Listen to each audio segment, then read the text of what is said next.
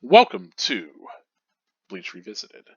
I am Kara Kurigold, your host of this series in which we'll be reading every single chapter of the Bleach manga, providing critical analysis of the art and narrative, as well as personal response for each of these chapters. I'll also talk about how they all connect to the rest of the series as a whole.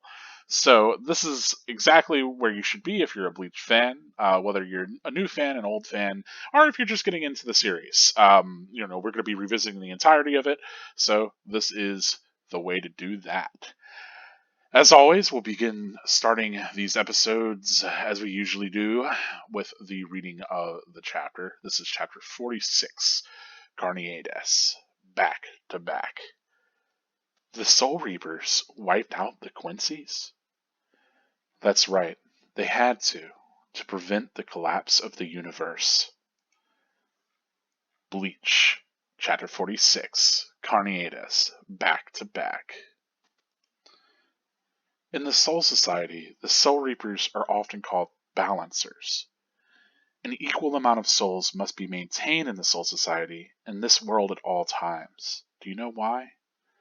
Otherwise, the balance of the two worlds shifts, bringing destruction to both. It's the job of the Soul Reapers to adjust the number of souls into the two worlds. The souls released by the Soul Society are accounted for by the Soul Reapers when they're born into earthly creatures. The souls that die here are returned to the Soul Society by the Soul Reapers. The same goes for Hollows. By entrusting the transfer of all souls to the Soul Reapers, the Soul Society can monitor the number of souls to maintain the balance between the worlds. But then the Quincy's appeared. The Quincy's completely eradicate Hollows.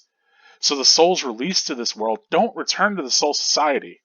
The number of souls only increases in this world, which makes the whole universe tilt this way. And the Soul Society begins to spill into this world. Life and death are mixed together, creating chaos. In short, the collapse of the universe. A few years after the Quincy's were discovered, the Soul Society began bleeding with them to leave the management of Hollows to the Soul Reapers. But the Quincy's stubbornly refused. The number of Quincy's rapidly increased. The transfer of the souls was disrupted to the point the universe was on the verge of collapse. So, it was decided that the Quincy's must be eliminated. Do you think that the Soul Reapers were cruel? I don't know, jeez. But, damn it. I kill and kill, but their numbers only increase. Master, are you? Hooah! Is that Kurosaki? What a berserk way to fight Hollows. And he told me to think before I attacked? Yeah! Uryu, I know your story now. Were the Soul Reapers right? Are the Quincy's? I have no opinion on that, but I do know one thing. Uryu, your way. That's ancient history. Huh? I don't care what happened to the Quincy's 200 years ago. I heard the story from my master. It's just an old legend to me. That's not why I fight.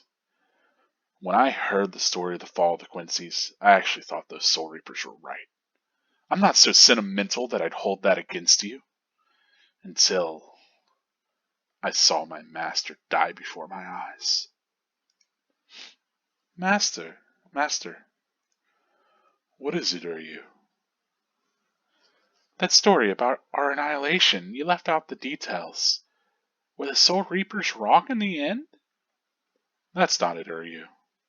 I think the Quincy's were wrong for failing to heed the admonitions of the Soul Reapers. But it was the Quincy's who were eradicated. Exactly. Our people died, and after that, it mattered little who was right and who was wrong.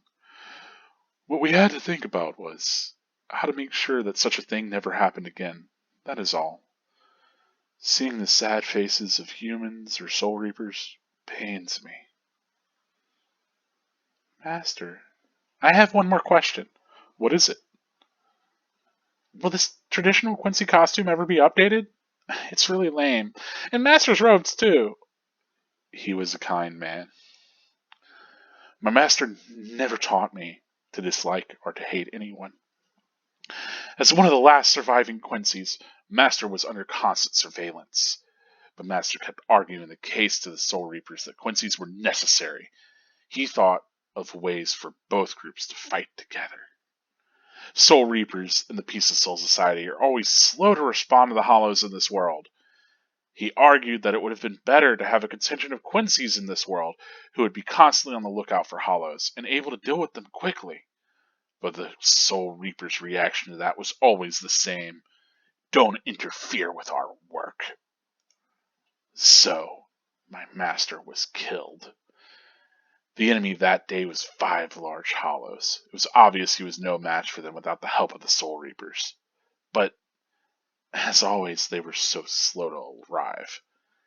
They showed up and defeated the Hollows 2 hours after my master had started fighting.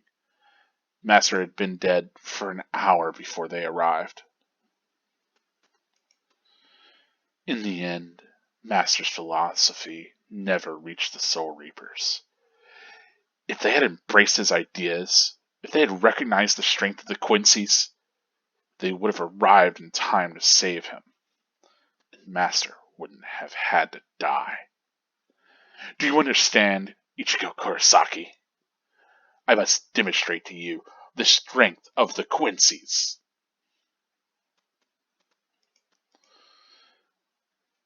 I don't want your help in this battle.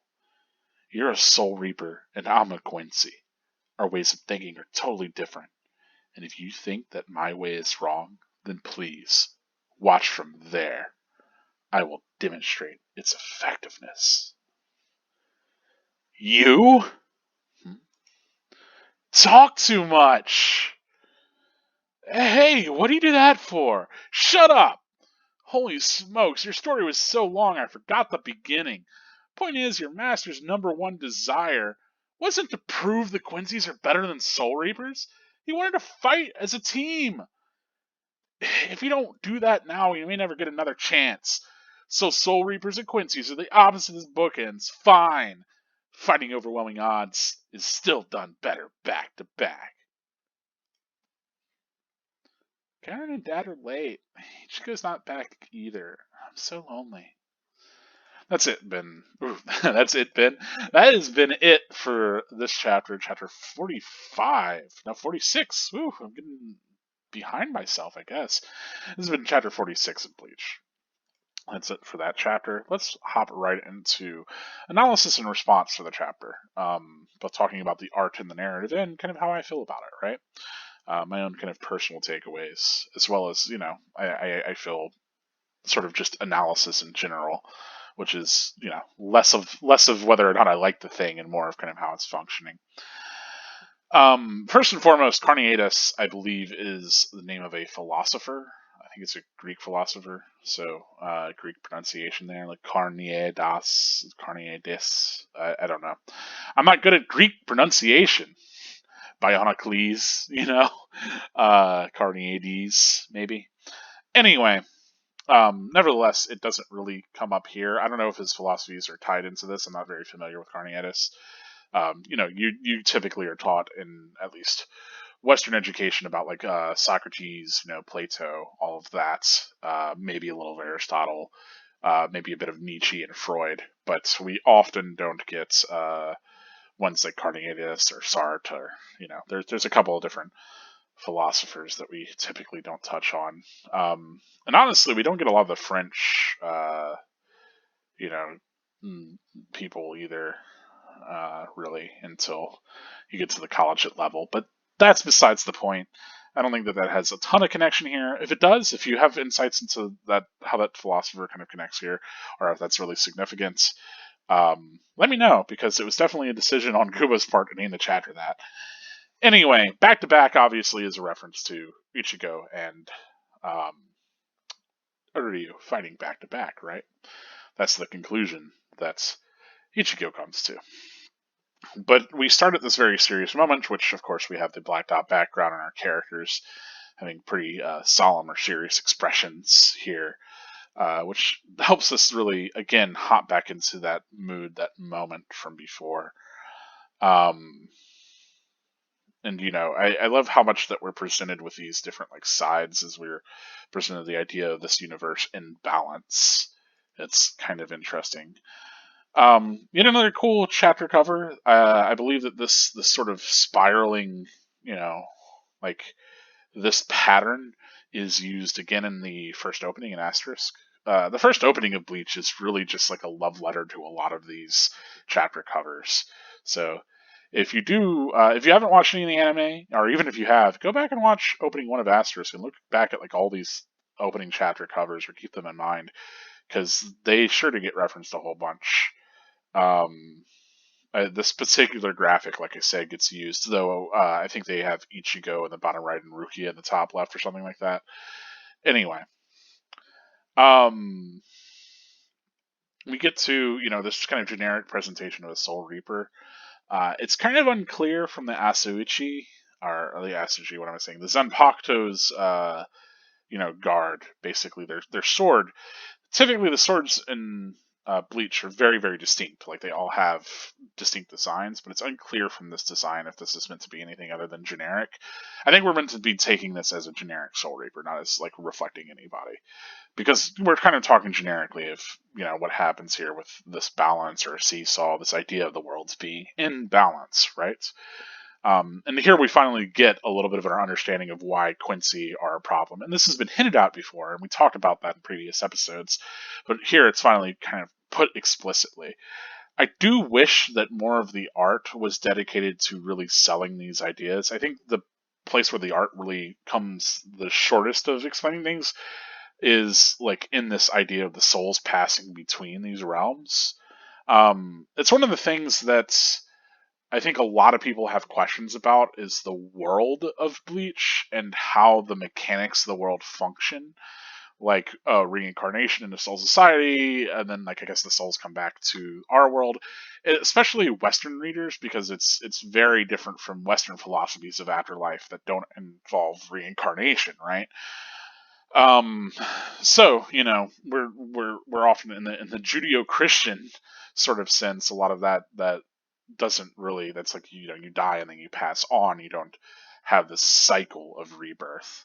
Whereas that's much more at the heart of a lot of these Eastern philosophies that this is cribbing. So, that's one big thing. But the other thing is that like I said, a lot of the art here is really focused on the idea of these balanced realities, and I think it sells that pretty well. But the idea of like how these souls pass on or become hollows in transit and then are held to pass on by soul reapers. Um, it's kind of wild because then you have to wonder, okay, so in Soul Society, how do they decide who dies or what, right?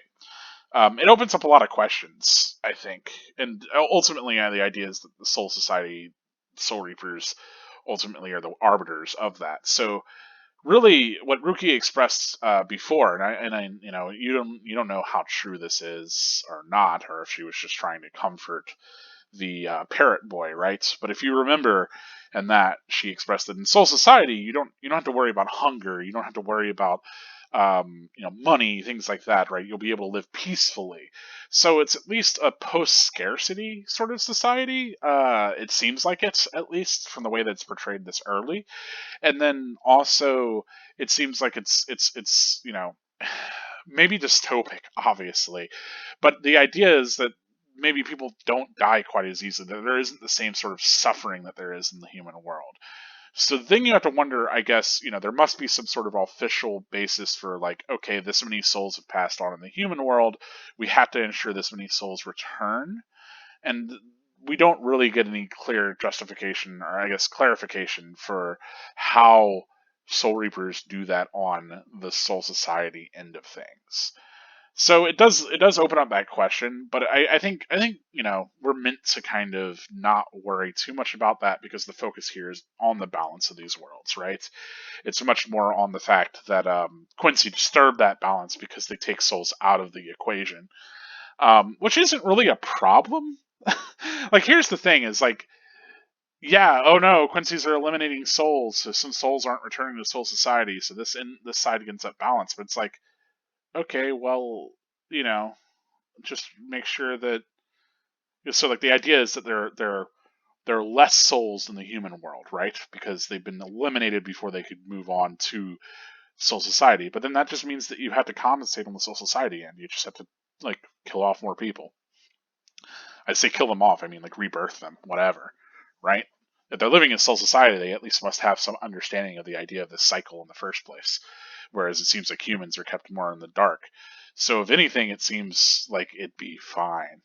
You know, I think the bigger thing is that Quincy represents a disruption of Soul Society's grasp on this power. Because if Soul Reapers are able to kind of control the flow of souls, and be in control, then Quincy's being able to disrupt that control is kind of an affront, or a disruption that the Soul Reapers can't abide by if they want to be the ultimate arbiters of souls, right?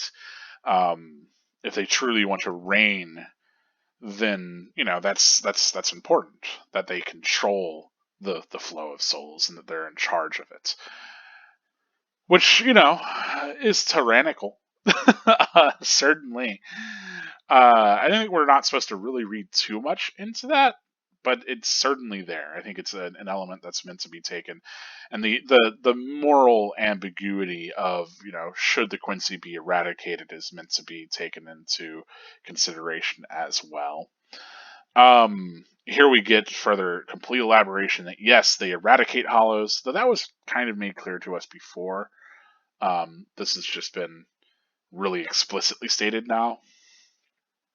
And I've kind of harped on that before, that it was pretty clear. But if you weren't able to connect those dots before, here's the manga telling you that's the case. I do like this shot of like this kind of generic Quincy and this hollow just being shattered apart. Uh, and yeah, this thing on the tipping point with, I don't know if this is an actual relation to anything whatsoever, but the idea of this dish spilling over um, is interesting. But then they also evoke, the idea that Soul Society would spill into this world. So the idea that, like the universe is literally kept apart by the balance of these souls. And whenever there is that imbalance, the one realm would start to dip into the other, and life and death would get mixed together. Which is, you got to think about like, what does that even mean, right?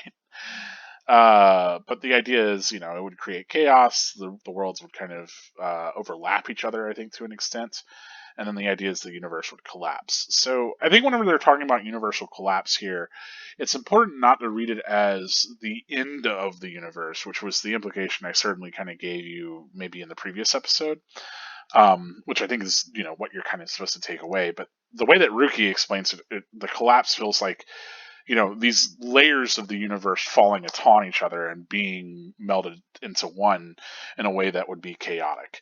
Not the end of the universe, but like literally the collapse of it. So like imagine, you have an apartment, right, and it's two floors, and one family lives on one floor, one family lives on the other floor, right above.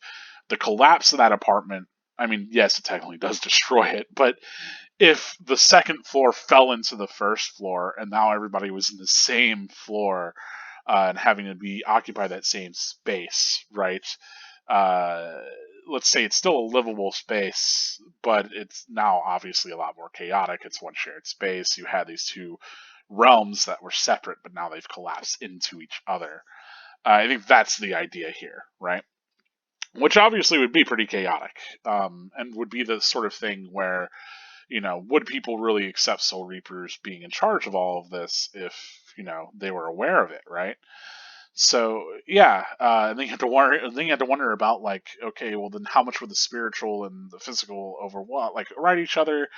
Would people be able to see spirits in that case, or would it just be all still invisible, like to the common person? Like how would things happen is a really big question. But I think, as it stands, it would certainly be a huge departure from the way that we conceive of, reality. So it's something that they definitely want to keep from happening, not just because it helps prop up their hierarchy, but it's also, a huge change from how the world is. So it makes sense. Um, I love, of course, Rukia being a Soul Reaper tries to paint this in the light that, it's like, oh, well, Soul Society pleaded with them to leave it to them, and the Quincy's were the stubborn ones who refused, and, so we had to kill them all. Right? Yeah, the number of Quincy's were rapidly increasing, transfer souls were disrupted. Uh, I think this is kind of interesting that we then, we kick from this explanation with Rukia to Ichigo rushing over there. I think this page works pretty well to move us from the one scene to the other, literally and figuratively. Um, yeah. I like that Ichigo, ultimately comes to the conclusion, like, he's like, well, I can't really weigh in on that huge societally thing, but he can still come to his own personal decision, which is very much Ichigo's kind of MO, is that he's very much the individual. He's going to weigh on things individually, whereas for him, he's not comfortable saying if a society should react in a certain way or if a whole people should be persecuted. He's just going to operate as the individual would, like what he can do, which I like that that's consistent there in his reaction. Of course, here we get the outcome of, Ichigo did say, hey, don't attack those hollows, they'll all come down at you, and here we have Uryu fighting again, bloodied fingers pulling his drawstring for his bow. Very effective. But I love, of course, Ichigo clobbering his way in, like the hollows looking back as they're just being thrown. Very much sells this moment. Yeah, what a berserk way to fight Hollows. Berserk because he has a huge sword. Could you even call it a sword? It's just a giant metal thing that he's swinging. Anyway, Hulk of Iron or whatever. Yeah, he told me to think before I attacked. I love these like close-ins on Ishida. Again, yet another kind of comedic take, but here Ishida shunted to the right and then drawn kind of comically in less detail. Meant to be kind of a comedic moment as Ichigo tramples over all of these hollows that were a threat, right? But I love that, we do have Ichigo being very serious and kind of having this really triumphant moment of like, well, I know your story and here's my take on it, and then he kind of gets shut down by Uryu. I really like, him being on top of this mound of hollows as he, throws his finger in the air. You usually don't think about Ichigo being so performative, but maybe Don Kanonji left an impression upon him. I don't know. Anyway, yeah. So it's neat that we finally get some more insight from Uryu on this, and we had a few things before, but the idea is that maybe he harbored this enmity. Ooh, I can't. That's a word. Anyway, this hatred for Soul Reapers because of what happened, but he actually explains that's not the case. It's actually his connection to this actual person. So this is really cool. This is a neat moment narratively because it aligns Uryu in a much more I say reasonable, but a lot more of a like empathetic light, especially for Ichigo, because Ichigo has these connections to individual people, these very real lived connections, and that's what spurs him to action. And so, of course, Ichigo wouldn't like Uryu, acting on behalf of these larger sort of entities that were at war before. But whenever Uryu's like, no, I'm trying to get revenge for this person that I care for a lot, who I had this close connection to that was killed, that's something that Ichigo can understand. That's something that Ichigo's gone through. So like that's something that immediately makes Uryu a lot more relatable and human to Ichigo even. And I think that's ultimately kind of the thing is like the way that we see other people as human is more that they are like us rather than unlike us, which is bizarre. But I mean, like we experience consciousness cynically. We are first person, and so because we have this perspective through our own eyes, the more that other people are like us, the more that we're willing to consider them as worthy of the same consideration that we would hope people would give to us. Which is, of course, why you have people that are bigots and racists and, all kinds of horrible, dehumanizing kind of people, because the more someone is not like them physically or intellectually or anything class wise, from a different place, speaks in a different way, believes different things, it's easier and easier to see them as less worthwhile, which is pretty messed up. It's the whole idea of the subaltern, right? It's the otherizing of somebody else. So you consider yourself to be important, and the more people trend towards you, the more important they are. Is typically the way in which people operate, which is kind of fucked up, right? We're all people. But nevertheless, narratively, that's going to carry as well. And so the more it makes sense that, of course, the more that Uryu reveals that he is like Ichigo, the more that Ichigo is willing to work alongside him and see him as like a peer, which is cool because this was the sort of rival character that was really aligned as even a antagonist for Ichigo, but we're getting more and more of him as potentially being an ally, which is a neat turnabout and I think works pretty organically here. Um, I'm a fan of it personally, but here this kind of narratively the turn that this chapter is taking is really rooting Ishida's like frustration against Shinigami into a personal light. Now the difference for Ichigo is, of course, he was not like, oh, I have to get revenge on all the Hollows because of Grand Fisher. It's much more pointed towards Grand Fisher itself, right? So again, Ichigo is still more individual and maybe even pragmatic about these sort of conflicts. But yeah, I love at this point the Hollows have completely become a backdrop for this conversation as Ishida just dispatches one in 3 panels here. Um, and yeah, again, we get reminder of how worn down he is from this, how bloodied he is from fighting these Hollows. Uh, but yeah, it's interesting that he's like, I actually thought the Soul Reapers were right, which is kind of wild. Um, Now, we get into this moment of him talking about narratively as master, but artistically, I think this really works. We don't see Ishida very much. We get a little bit of him in this panel, but we get the shot of him, clearly seemingly turned from us. We get Ichigo looking, and then we get the reverse of, this great kind of expressive shot of Ishida as he turns to express that he saw his master die. And that's quite tragic. We hop into flashback, which we can immediately tell because clearly the master's there and alive, but also because we have the black kind of background. So again, a lot of very effective, I think, visual shorthand that Kubo has built and is now paying off on pretty quickly. Also, we get a turn page, which helps to indicate a shift in scene as well, if needed. Yeah, I like that we get little, young Ishida.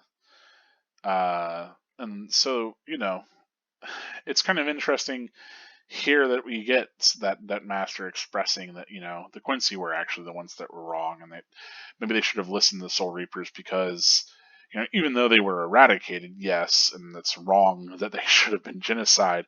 The idea is that like after that point, it wouldn't have mattered who was right and wrong. What really matters is that like you know people understand each other, right?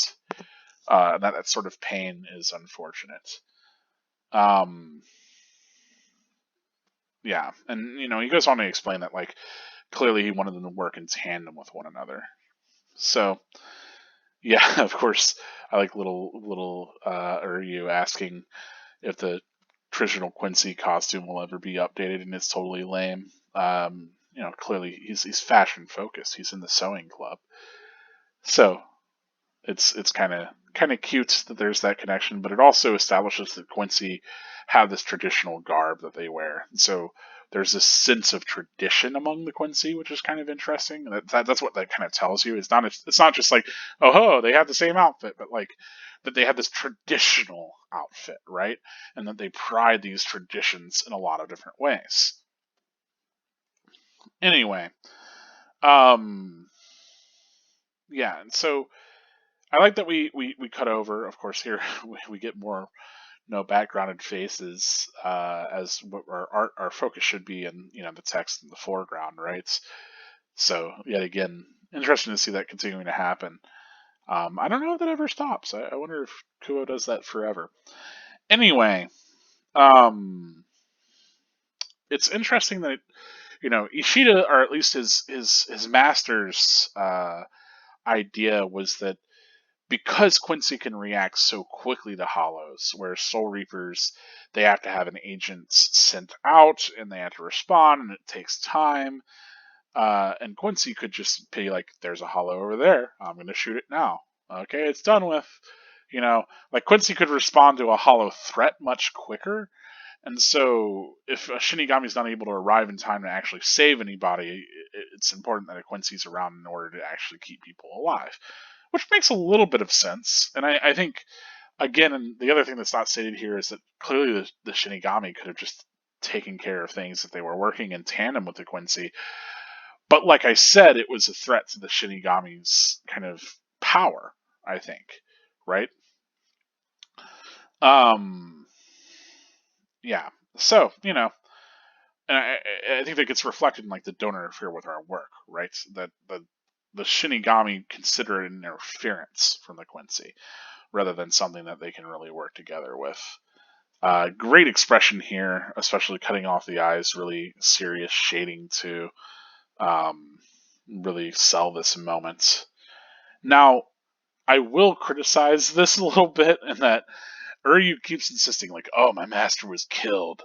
The Shinigami killed my master." And then it's like, okay, so how did he die? Well, there were a bunch of hollows, and he was outmatched, and the Shinigami didn't show up in time, so it's their fault. It's like, come on, man, you've killed more than 5 hollows today, So is Ichigo. Like maybe not all at one time, but in this second, perhaps. Like, if your master couldn't handle 5 hollows, that's on his ass. Uh, like, it's not the Shinigami's fault for having an inefficient system where they showed up late. Your master could have run from those hollows, right? They could have escaped, perhaps, but he chose to stay and fight and die. Like, that was the decision that he made and lived by and died by. So it feels really kind of petty for Ishida to pin this on the Shinigami. I don't know. It doesn't. It's not sold to me as well as it could have been. Like if a Shinigami actually killed him, or if this had been in a purposeful moment of neglect. I think that's the other thing is that like maybe we're supposed to interpret it as like purposeful neglect that they took so long to show up on purpose, right? And I wish that we would have gotten that. I wish that we would have gotten maybe a moment of like, like in this flashback, like kind of a Shinigami being like, like like maybe even callously joking, like, looks like the old man couldn't handle us taking our time or something like that, right? uh or even having a moment of like, a Soul Reaper seeing like on their device, right? Oh, it seems as though there's 5 hollows in this area. Should we respond? And then someone else being like, oh no, that Quincy will take care of it, or they'll take care of him. Who cares about that guy, right? Just another way for us to get rid of him without having to actually sully our hands. Something like that would have really sold this. Like if Ishida had seen that and could internalize, like, geez, these Soul Reapers are really callous and they intentionally left my master to die.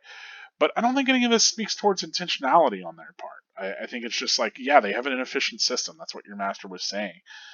Um, so yeah, it's I don't know. It doesn't sell itself as well as how serious Uryu's been about this.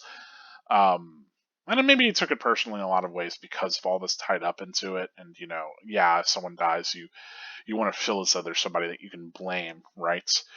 So like those things make sense. I just wish it was made a little bit more rational on Ishida's part, because you can have an irrational desire for like revenge. You could certainly have an irrational kind of corollary link between like, yeah, okay, well, the Shinigami couldn't show up quickly, it's their fault, right? If you just would have been there. And I think that's, certainly a criticism that gets made against like police officers all the time, right? That like it's like, oh well, they just spend time in these neighborhoods that actually do need policing. They're too busy, doing some other BS, and so people die because the actual law authorities couldn't be there to do anything or react quick enough. I know that it's an issue, especially with like saving lives actually with first aid. Um, and I don't think anybody holds that against like ambulances or first aid workers, right? That like, oh, if you would have shown up earlier, this could have been prevented or whatever. I know it gets held against cops, but cops there's 1,001 reasons to hate cops, right? Not to get too political on the show, folks.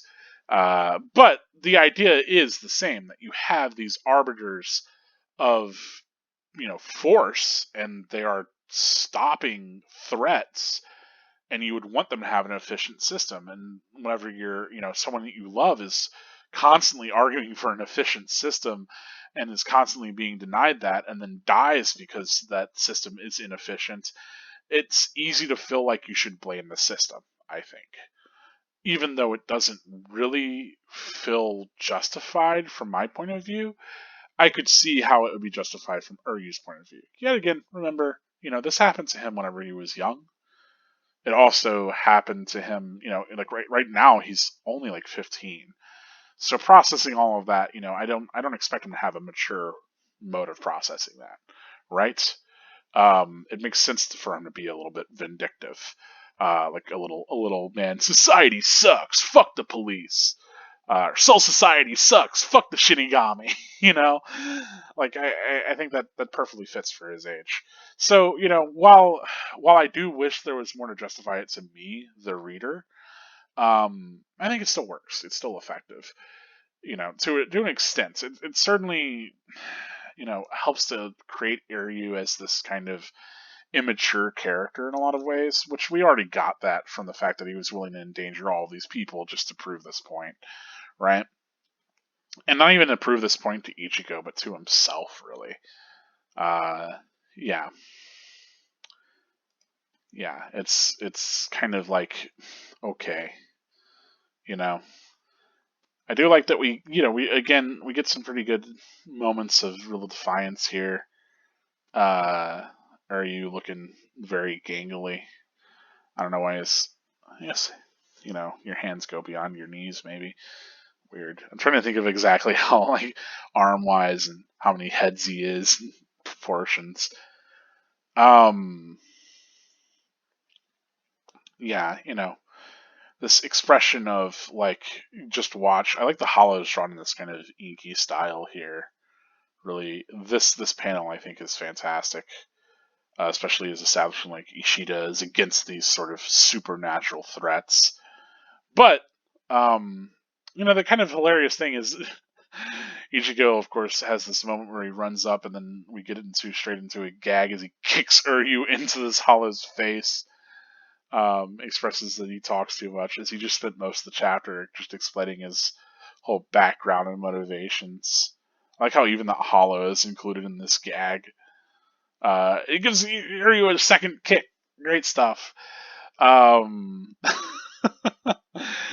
I do like that Ichigo, it's like it's a very funny bit. I do I think that like this kind of like someone explains their tragic backstory and you rebuff them and say it's way too overridden, way too long is great. One Punch Man does this gag pretty effectively where like the one character gives their whole background. He's like, you need to explain that in like 10 words or less. Like, you really can't be hitting me with all this. So yeah, it's a good gag, and it's certainly seen use in other manga, but I think it's kind of funny here, and it certainly makes sense coming from Ichigo, right? He's much more, like I said, pragmatic, or I say simple, but I don't mean stupid. I mean just like, yeah, obviously the number one desire is to prove that Quincy's are better than Soul, isn't to prove they're better than Soul Reapers, but to fight as a team, right? So, like, from Ichigo's perspective, he's like, "You idiot! Like, the whole point was to fight as a team. So why are we fighting against each other? Let's fight as a team. Like, if you want to actually uphold what your master said, like, this is the way to do it." And I like that, like, you see this moment of maybe, are you considering that and, like, actually being shocked by it, and that insight from Ichigo. And he still is here at the end of the chapter, shocked by Ichigo, like, you know, being willing to make that connection despite everything that Uryu's done. And, like, really insisting upon this sort of, like, optimistic view of things. But yeah, yet again, another really cool Ichigo moment. I really love, like, that.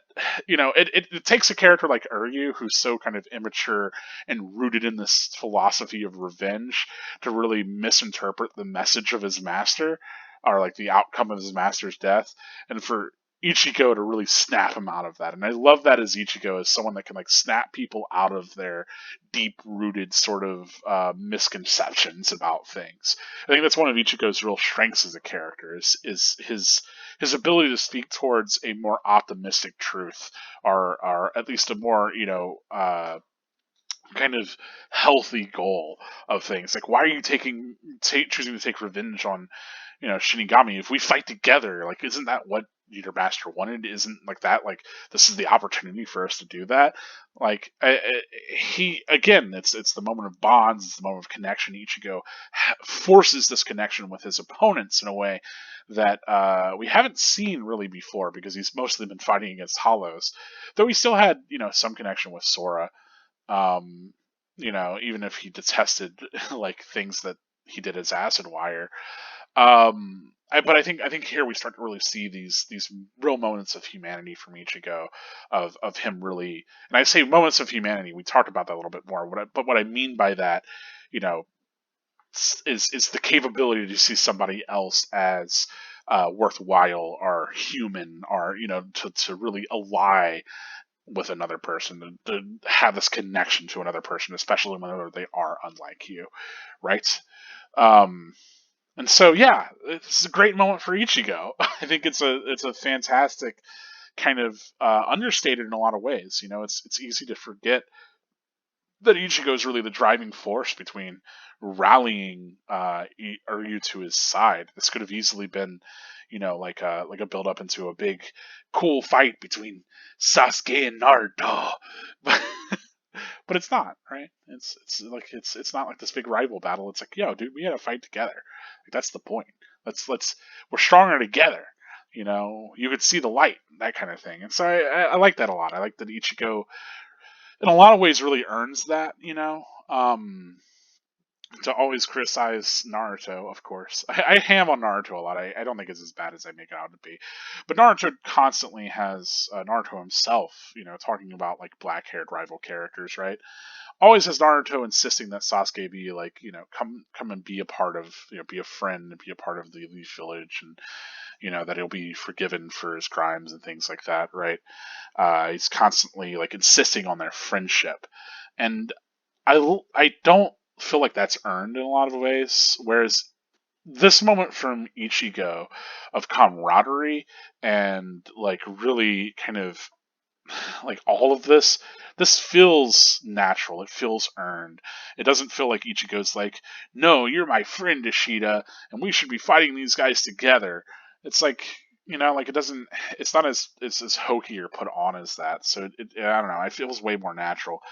I always say that the kind of ironic thing is that Bleach does the power of friendship better than, like, any other manga, and manages to accomplish it because it doesn't harp on it as, like, such a tropey sort of thing, or any other shonen manga, really. There's few other ones that I think really effectively do it. Zatch Bell is a pretty good one that does, but Zatch Bell has, I think, the perfect ending for a series that really focuses on, your connection with others. Um, Go read Zatch Bell. Give that a shot. I think a lot of people kind of, maybe rightfully in a few ways, dismissed it after an initial viewing of the anime, or maybe even exposure to it one way or another. But the manga is pretty good. Pretty good. But here we read Bleach, and we talk about Bleach. So yeah, that's it for this chapter. Clearly, I'm a fan. I do wish that there was a little bit more earlier with the explanation of the worlds being kind of given its artistic due, especially like the transfer of souls, because we don't really like what is this background, like that doesn't really do anything for us. I really want the art to kind of be the central driving force for a lot of this. This is a very text focused chapter. I mean, a lot of this is very, very text focused. We get a few images that help to illustrate these points, but if we're not actually reading the text, it at least follows, right? You can still get the sense of the whole chapter, which is important. I think that's one of the things that's most significant is like if you ever wonder if a manga is doing its job as a visual medium, right? If you're ever like, hey, is this manga working visually? Try reading it without reading any of the text, right? Try just following the pictures themselves and seeing if they actually tell the same story and if they convey as much as the text does. Yeah, obviously, text is important in a manga, and the two work hand in hand to tell the full story. But the whole point of a manga being a manga is that it's leveraging this visual medium, right?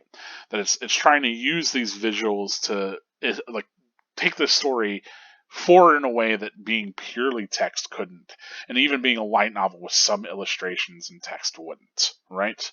And so the strength of a manga is through the use of these kind of characters and their expressions and the ways that you're going to kind of build these sequences visually, right? So you need to be able to do all of that, and I think this chapter does all of that, even though it is a very text-heavy chapter.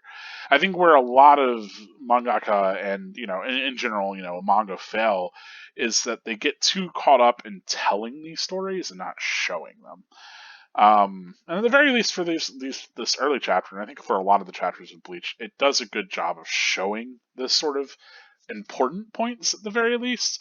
I just wish that there are small moments like that about like the transfer of souls between Soul Society and the human world that I wish were better shown, you know.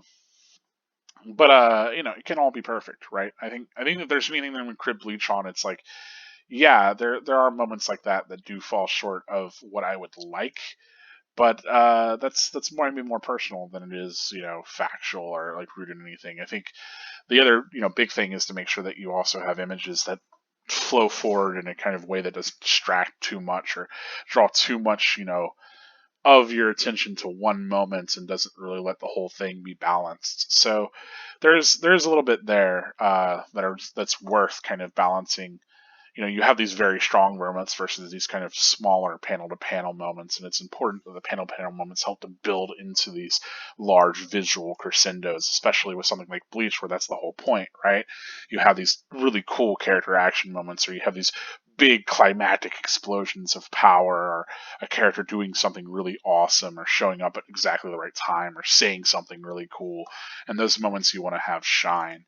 And so, you can't really spend as much time with the rest of it because you want to, like I said, kind of build to those rather than everything kind of being equal measure or any one thing maybe standing out whenever it shouldn't. So, there's a point to be made against what I want, but it works. It's all fine. I do like this chapter. I do think it's a really cool moment for Michigo. But let me know your thoughts. If you noticed anything in this chapter I didn't, I'd like to know. Otherwise, we're going to hop right into talking about the spoilers for this chapter and how this connects to the rest of Bleach. So, obviously, we get a little bit more of this moment of the Quincy's having been wiped out. Clearly, they weren't. It begs the question, though, right? If this happened 200 years ago, what's the deal with the 1,000-Year Blood War, right? That was over 1,000 years ago. Clearly, there were enough Quincy to kind of repopulate, and then after, 10 generations, it became an issue again? I don't know. I guess the war was maybe more with Yuha and his, Stern Ritter and his armies. But, and that didn't really encompass all Quincy. Because that's one of the things that we come to learn is that Ryukin is certainly kind of deviant from the rest of the Quincy, right? That certainly he's not like maybe the rest of all of Quincy kind or whatever. At least I remember that being the impression that I had if it wasn't stated outright. Anyway, of course we get both of our Quincy on that chapter cover.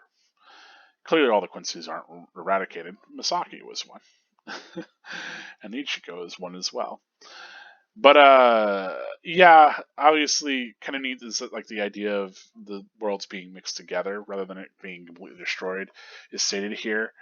But it's cute that like we get a lot of that this early on. Again, like I said before in the previous chapter, it feels like Kubo was really cognizant of what he wrote in these early chapters for what he was writing at the end in Thousand Year Blood War, and the whole idea of the Quincy's and their struggle, and the idea that maybe this universe was all one universe. It's not that the universe will collapse, but that it'll return to the singular universe it used to be. And maybe that was a world of chaos, and maybe the Shinigami are providing a structure there, which is kind of interesting because Ichigo normally rebels against structures, especially structures of institutional power. So that's kind of neat. That's all there from again this early on, but that's Bleach, baby. Yeah. Anyway, I'm trying to, I love all these hollow designs, man. So many neat designs that we get thrown at us in this arc. Kind of interesting that we get that's the traditional Quincy garb. We get this whole idea of Quincy traditionalism. I think that's great. It also speaks towards, of course, the sort of regalia that the Quincy would wear in Thousand Year Blood War, so that's cool too.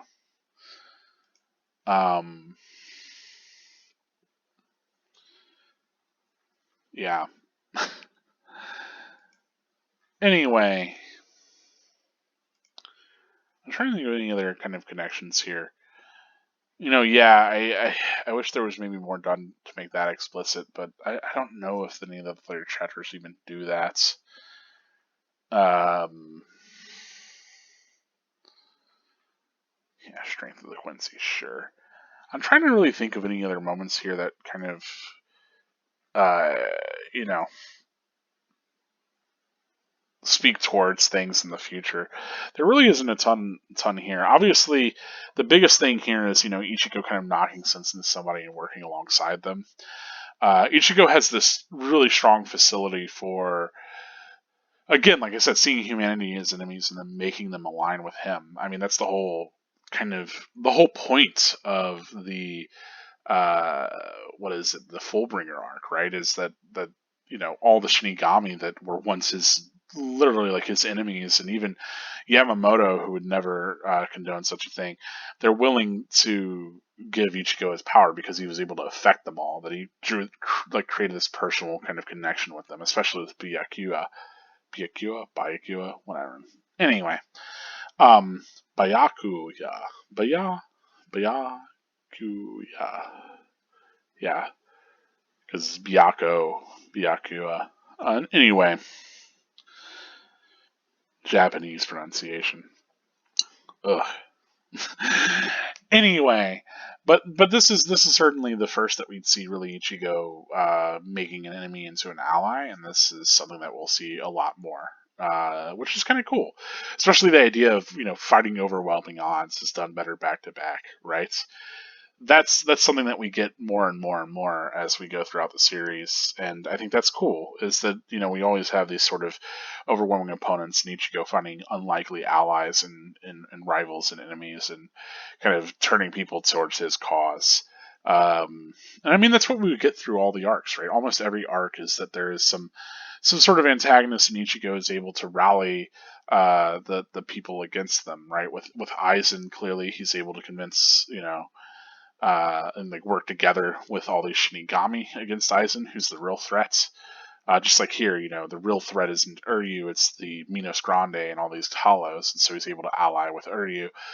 But then, I mean, even in the Hueco Mundo arc, right, he's able to get like characters like Nell and Donachaka and Pesh, but even characters like Grimjow eventually come over to his side. I mean, obviously not until after that arc, but even so. and we do have Halle Bell and um, oh boy, Berrigan, both kind of rebelling against Eisen as well. And then, I think Fullbring Arcs may be the only one where they don't turn the villain organization doesn't turn in against each other. Though I think Moe does, maybe. I don't remember exactly how that all goes down. Anyway, um, but obviously we see that again in the final arc with Thousand Year Blood War. Not just obviously Uryu is always an ally, but then we have characters like Baz B, and some of the other characters that end up siding against like the Yuha Baku, and he especially realized that he has no care for their lives after killing many of them. So it's kind of interesting that that is a through line for Ichigo. I think it makes him a protagonist that we like to root for because we see him really kind of be this force of personality that draws people to him, and so it's cool that we get the foundation for that here. That this panel especially speaks towards a lot of the kind of humanity and the excitement of Ichigo as a character. People will often be like, "Oh yeah, Ichigo, boring protagonist, reactionary protagonist." It's like, look at what he's fucking doing here.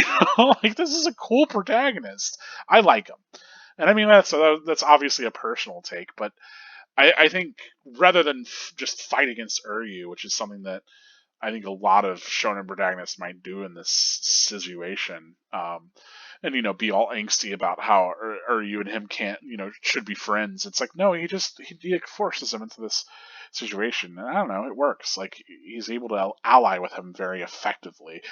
Um, and I like it. I like how Ichigo's able to kind of break through people's kind of convictions and really help them live in a more honest and more positive way. And I think that's that idea of like having a positive effect on someone else and that rippling outward is entirely my like kind of how my philosophy in life. Like I want to do good to other people and do good and put good into this world, and then hopefully they can, the people that I do well by can live better lives and then spread that goodness to others. And if everybody could just do that, the like life would be great, or at least better for everyone as a whole, right? We would have this whole, humanistic resonance. Um, it's just that consistently doing good to other people for other people it can be hard sometimes. Sometimes we want to do good just for ourselves at the cost of others.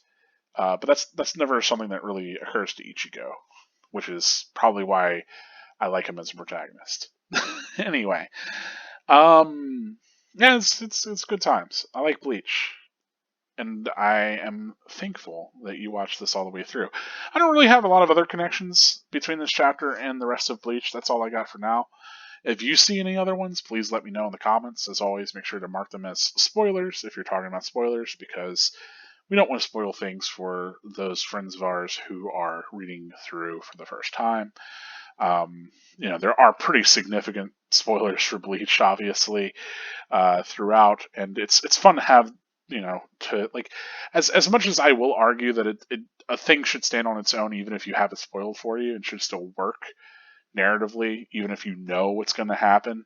It's still exciting to be surprised by these twists in the narrative that you didn't see coming. And I think all the stuff, especially with the Quincy and with Eisen and all of that, is really cool. And I wouldn't want to spoil that for anybody. And so hopefully you shouldn't either. Notably, I will always watch the comment section to make sure to prune ones that are actively spoiling the series for people, because I do not want that to happen.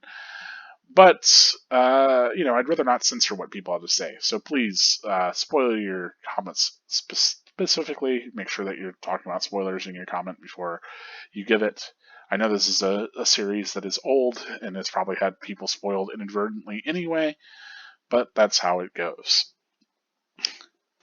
Anyway, thank you so much again for watching this video. This has been Karakura Gold with Bleach Revisited. I'm always going to remind you, always going to remind you, spirits are forever with you. As always, stay gold.